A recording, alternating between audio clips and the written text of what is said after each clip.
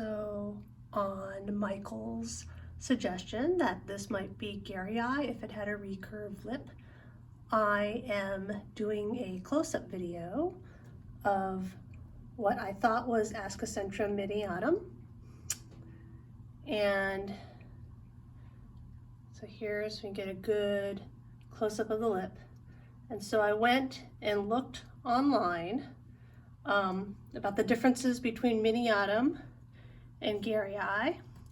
And if you can see, like on the side right here, miniatum has a straight lip and garayi has a recurved lip. And I think looking at this one,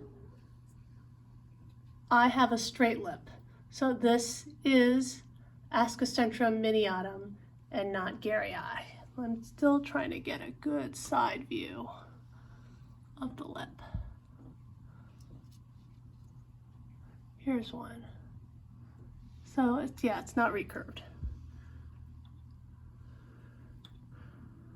So I'm glad to finally ID this as Ascocentrum miniatum.